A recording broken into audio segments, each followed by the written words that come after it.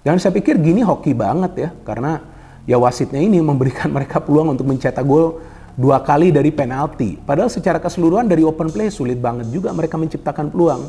Meskipun para pemain kita juga banyak melakukan kesalahan. Nathan sendiri di ruang pertahanan melakukan kesalahan sampai hampir pemain Gini mencetak gol. Tapi saya pikir kita perlu mengapresiasi kerja keras dari para pemain yang membuat mereka justru menjadi bahan pembicaraan di seluruh dunia nih teman-teman. Jujur, saya tidak bohong sama sekali, karena kan seperti yang pernah saya jelaskan sebelumnya, HP saya ini bukan saja selalu berdering ya, artinya selalu ada call yang masuk, tapi juga banyak sekali pesan singkat dari teman-teman yang berada di luar negeri. Sebagian dari mereka adalah jurnalis ya, ada juga yang pengamat. Mereka justru menanyakan kepada saya, kok luar biasa banget nih Indonesia main ya. Nah, saya menjelaskan karena ini semua adalah proses yang dijalankan oleh para pemain bersama Shin Tae-yong selama bertahun-tahun, dan sekarang kita sudah melihat hasilnya. Memang kan saya sudah katakan sebelumnya bahwa progresnya baru 50%, ya kan teman-teman? Itu yang saya katakan. Jadi artinya kita juga harus sabar. Ya ini saya bersyukur sekali saya bisa satu panggung sama Justin ya. Ini terkait soal mental ya. Kalah kita di babak perebutan tempat ketiga, kalah kita di babak semifinal, itu tidak seberapa sakit mental pemain dibandingkan ketika hujatan itu, kritikan itu dilakukan secara terbuka itu. Ya, ini saya sampaikan kepada kenapa netizen menghakimi, mengkritisi bahkan dengan kata-kata yang menurut saya nggak layak itu.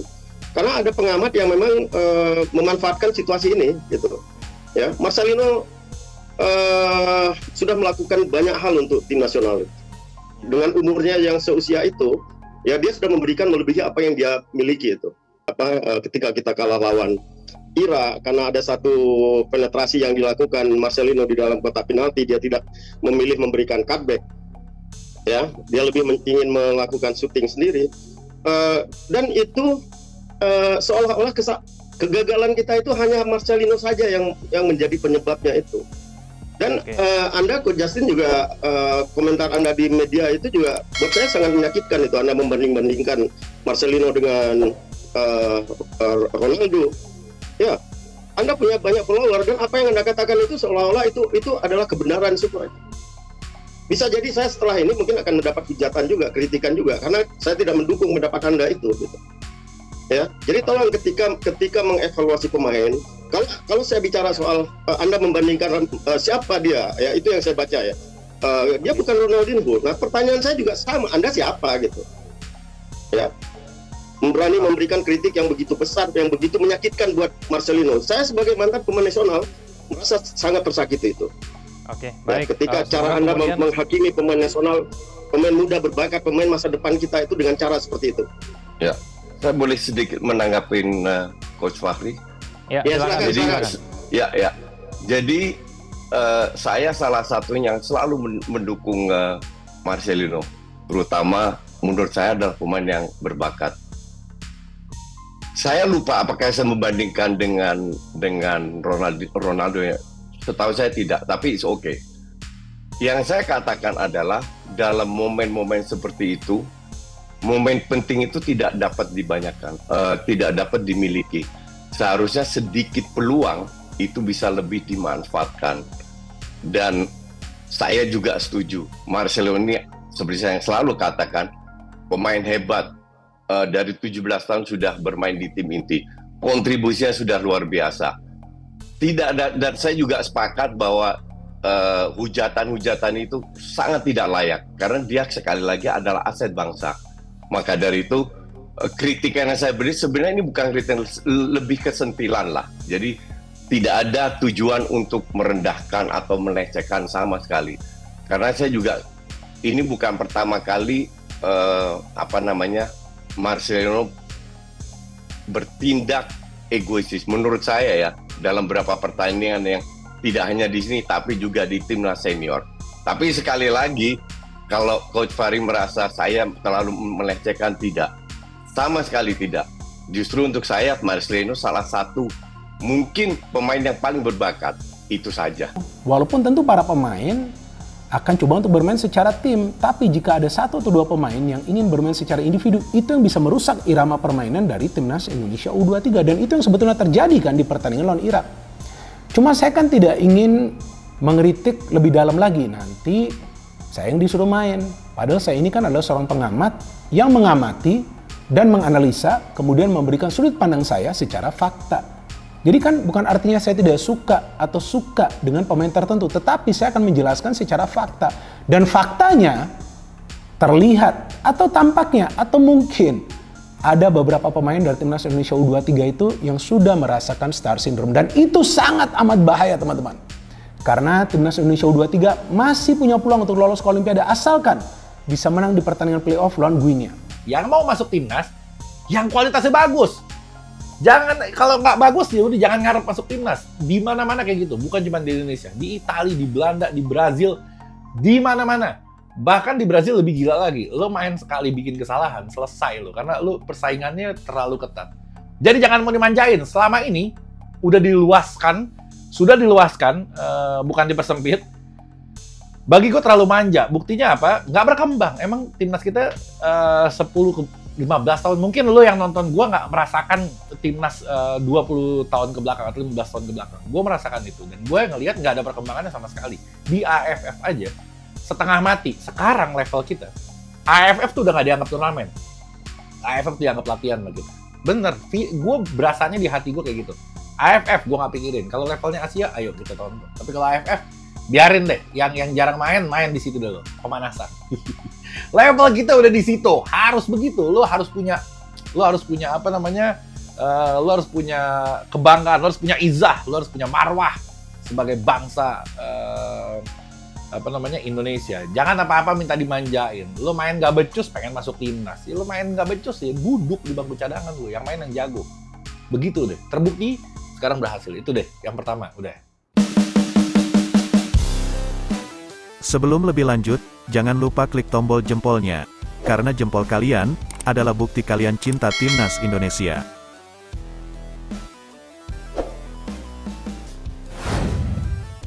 Mantan pemain timnas Indonesia, Fachri Husaini geram dengan kritik dan hujatan yang dilayangkan Coach Justin Laksana terhadap pemain timnas U23 Marcelino Ferdinand. Ia tak terima pemain timnas yang sudah berjuang dikritik dan dihujat secara terbuka di media sosial. Menurut Fachri Husaini, sosok Marcelino Ferdinand merupakan pemain muda berbakat yang dimiliki timnas Indonesia. Marcelino di usia yang masih muda sudah melakukan banyak hal bagi timnas. Ia menyesali Marcelino seolah dikambing hitamkan sebagai penyebab kekalahan timnas Indonesia U23 vs Irak di perebutan tempat ketiga Piala Asia U23 Qatar. Marcelino dinilai egois karena memaksa syuting bola ke gawang ketimbang mengoper bola ke teman. Anda, Coach Justin, komentar-komentar Anda di media itu juga sangat menyakitkan, membanding-bandingkan Marcelino dengan Ronaldo. Anda punya banyak follower, apa yang Anda katakan itu seolah-olah kebenaran semua, kata Fachri dikutip YouTube Metro TV, Sabtu, tanggal 12 Mei tahun 2024. Mantan pelatih timnas Indonesia U16 itu meminta Coach Justin apabila ingin mengevaluasi pemain ada baiknya bukan dengan cara membanding-bandingkan satu pemain dengan pemain lainnya. Jadi tolong ketika mengevaluasi pemain, kalau saya bicara soal Anda membandingkan siapa dia ya, itu yang saya baca, dia bukan Ronaldo, nah pertanyaan saya juga sama, Anda juga siapa? Berani memberikan kritik yang begitu besar, begitu menyakitkan bagi Marcelino, ujar Fachri. Saya sebagai mantan pemain timnas sangat tersakiti itu, ketika cara Anda menghakimi pemain muda berbakat, pemain nasional, pemain masa depan kita itu seperti itu, tegasnya.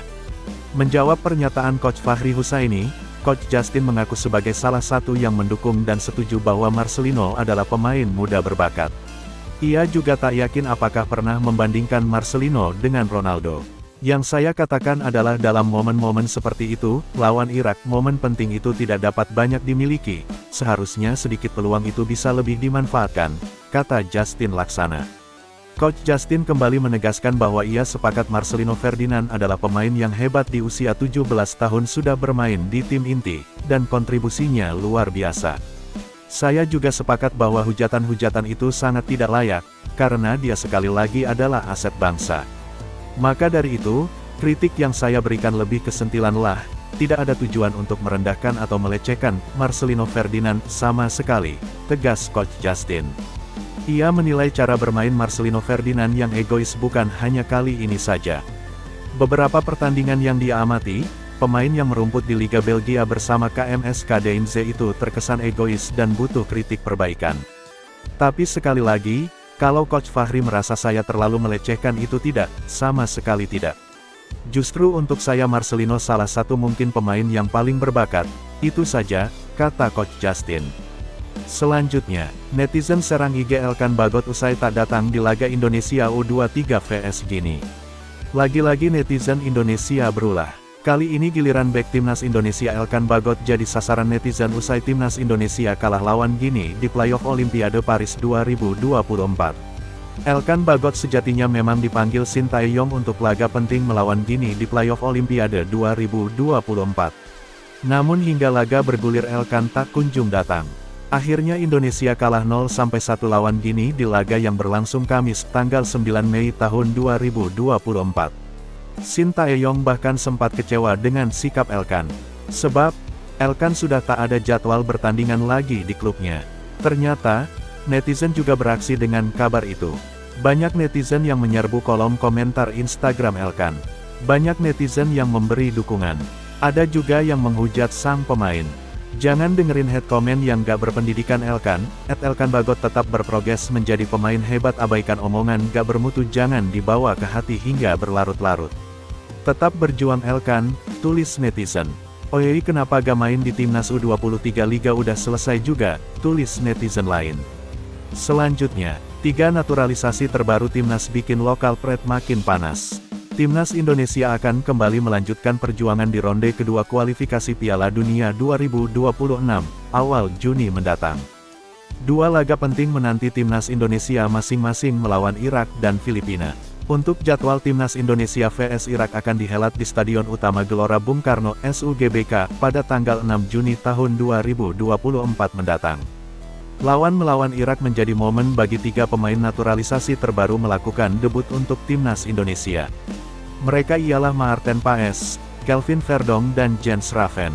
Bahkan Exco PSSI Arya Sinulinga membeberkan proses naturalisasi dari ketiganya saat ini sedang dikebut. Terlebih untuk calon kiper nomor 1 timnas Indonesia, Maarten Paes, yang punya masalah tersendiri dalam proses naturalisasi. Yap, kiper dari FC Dallas ini terhambat regulasi eligible dari FIFA. Yang mana menerangkan seorang pemain dapat berubah negara jika di bawah usia 21 tahun. Adapun Maarten Paes sendiri tercatat membela timnas Belanda ketika dirinya telah berusia 22 tahun. Walhasil proses naturalisasi pemain timnas Indonesia tersebut sedikit terhambat. Kini PSSI masih mengejar proses naturalisasi ke ranah pengadilan arbitrase olahraga CAS. Kalau Maarten Paes ada 1 tahapan lagi yang harus kami laksanakan, kata Arya Sinulinga. Kami lagi kerjakan itu, bukan perpindahan federasi. Ada 1 tahapan agak berbeda dibanding yang lain, casret, sambung Arya. Selanjutnya, untuk proses naturalisasi Kelvin Verdong dan Jens Raven terpantau tanpa hambatan.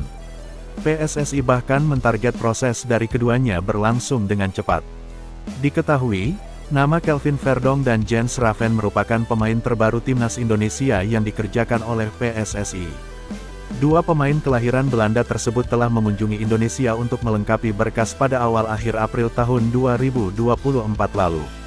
Walhasil, proses dari calon bek kiri serta striker utama timnas Indonesia itu akan dikebut oleh PSSI. Sementara yang lain Verdong dan Jens Raven itu mudah-mudahan bisa kami kerjakan dengan cepat, ujar Arya. Gayanya Pak Erik Ketum PSSI, kan satset gitu, sambung pria yang punya jabatan di Kementerian BUMN itu. Jadi ya, kami tidak mau janji. Pokoknya dikerjakan nanti tiba-tiba sudah ada hasil saja, pungkasnya. Omongan Arya sah-sah saja, mengingat memang PSSI kerap memberikan kejutan di waktu mepet proses naturalisasi dan pertandingan. Hal ini terakhir kali dialami oleh Tom Haye dan Ragnar Oratmangun saat lanjutan kualifikasi Piala Dunia 2026, Maret tahun 2024 lalu. Di mana 2 pemain tersebut baru bisa tampil untuk timnas Indonesia saat melawan Vietnam di partai tandang. Sedangkan saat memainkan pertandingan di SUGBK yang berjarak hanya 4 hari dari laga tandang, Tom Haye dan Ragnar Oratmangun belum dapat diamainkan. Maka diprediksi untuk nasib Maarten Paes, Kelvin Verdonk dan Jens Raven di laga timnas Indonesia mendatang, bisa serupa dengan calon kompatriotnya tersebut. Tentu kedatangan Maarten Paes, Kelvin Verdonk dan Jens Raven dapat menambah kuat timnas Indonesia. Terlebih tim besutan Sintayong cuma perlu mengukir satu kemenangan lagi untuk melangkah ke fase ketiga kualifikasi Piala Dunia 2026. Hal spesial juga jika timnas Indonesia bisa mencatatkan kemenangan saat melawan Irak yang notabene menjadi momok di beberapa pertandingan terakhir. Yap, saat pertemuan pertama lalu, timnas Indonesia dicukur abis dengan skor 5-1 oleh Irak. Sedangkan saat pertemuan di Piala Asia Januari-Februari 2024 lalu, timnas Indonesia serupa dibabat dengan skor 1-3. Maka dengan sokongan pemain naturalisasi terbaru bisa menjadikan kekuatan timnas Indonesia lebih kuat dalam partai mendatang.